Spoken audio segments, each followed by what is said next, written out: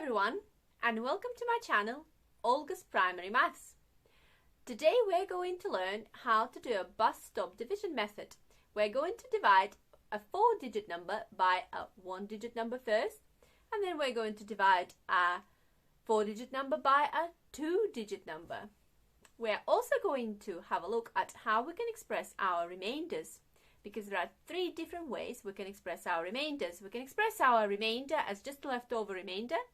We can express our remainder as a fraction, and we can express our remainder as a decimal. 3 different ways. Okay, let's have a look how we do that. Okay, so let's have a look at the short division method or bus stop method for division. I've got 2 examples here to do. So first we're going to divide by a 1-digit number without any remainders, and then we're going to divide by a 1-digit number with a remainder, and we are going to express our remainder in 3 different ways: as a leftover remainder, that's first way, as a fraction, and as a decimal. Okay, so let's have a look at dividing by a 1-digit number without any remainders first. So we have 7,536, and we're dividing it by 4. And this looks just like a bus stop, as if your numbers are standing inside a bus stop. That's why it's called a bus stop method. Okay, so the first question you're asking yourself is, how many times does 4 go into 7? Right, so 4 goes into 7 one time, and we have a remainder 3. So whatever we have left over, we are carrying it onto our next number. So now we're looking at how many times does 4 go into 35? Well, I know that 4 times 8 is 32. So 4 goes into 35 8 times, but I have a leftover 3, so I carry it onto the next number. How many times does 4 go into 33? 8 times again, because 8 times 4 is 32, and I have a leftover 1 which I carry on to the next number. So now how many times does 4 go into 16? 4 times. So I worked it out that 7,536 divided by 4 is 1,884. So we didn't have any remainders here. Now let's have a look at when we do have remainders. So again, this is our number 1, number 2. Okay, we have 3,427. We're dividing it by 4. So first of all, I'm asking myself a question: how many times does 4 go into 3? Well, 4 doesn't really go into 3. So I can put a 0 here, or I don't have to put 0 there. I can just look at the next number. So now I'm looking at the following number. So I'm saying, how many times does 4 go into 34? Because I've not dealt with this 3 yet. We still need to look at 3. We're not just ignoring it. If it's easier, you can cross this 3 out and carry it onto 4. Yeah? So how many times does 4 go into 34? 8 times, because I know that 4 times 8 is 32. And I have a leftover of 2, which I carry on to the next number. How many times does 4 go into 22? 5 times, because I know that 5 times 4 is 20. And I have a leftover of 2, which I carry on to the next number. How many times does 4 go into 27? 6 times, because I know that 6 times 4 is 24. And I have a remainder 3, leftover 3. So we can put R3, meaning remainder 3.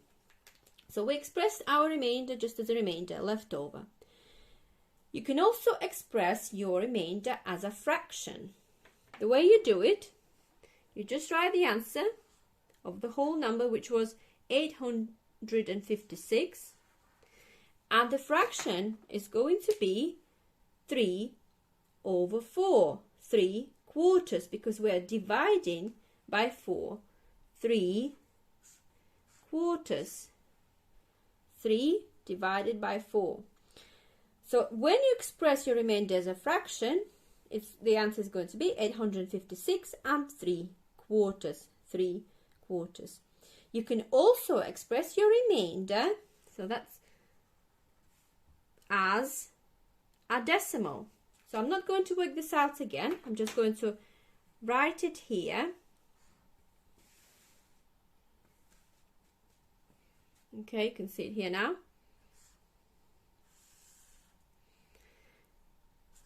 3,427. The answer was, the whole number was 856. So what you do when you express your remainder as a decimal, you put a decimal point here and decimal point here. Placeholders, zeros. You can have as many decimal places as you want, but I'm just having 2 for now. Okay, so what was our remainder? Our remainder was 3. So we carry that left over onto the next number, and the next number in this case is going to be 0. So I'm carrying it here. So now I'm asking myself a question. How many times does 4 go into 30? 4 goes into 30 7 times, because I know that 4 times 7 is 28, and I have a leftover 2. Okay, so I'm carrying that 2 onto 0. Now I'm asking myself a question. How many times does 4 go into 20? 4 goes into 20 5 times. So we divided it nicely. You see, and also you know that 3/4 is the same as 0.75. Right, so this is how you express your remainder as a decimal. I'm going to show you some other ways when sometimes your decimal points carry on and on and on, yeah, and never stop. But at some point you have to decide whether you are doing it up to 1 decimal point or 2 or 3 or whatever is in the question. I'm going to show you that. Okay, so let's have a look at another example that might cause some problems sometimes. So we're dividing 6,031 by 6. How many times does 6 go into 6? 1 time. How many times does 6 go into 0? It doesn't go into 0, so I put 0. How many times does 6 go into 3? It doesn't go into 3, so I put 0. So now how many? We've not dealt with this 3 yet, so we can cross it out if you want, if it's easier for you, and put this 3 there. So how many times does 6 go into 31? 5 times. And we have a remainder 1. You can leave it as a remainder, or you can express it as a fraction. So as a fraction, your answer is going to be 1005 and 1/6. Or you can express it as a decimal. So let's express it as a decimal. Let's have a look. Let's write all of this down again. This was our answer. We had a remainder 3, 1, I mean. So we put a decimal place here, decimal place here. Placeholders.